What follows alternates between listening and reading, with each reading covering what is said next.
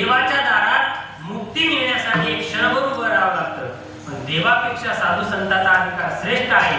ज्ञानोबराच्या दारात गेलो, एक क्षण नाही अर्धा क्षण घडता संतांची संगती आणि तेने होय शांती महत्वा. पाप निघून गेलं म्हणजे मोक्ष प्राप्त. बेटा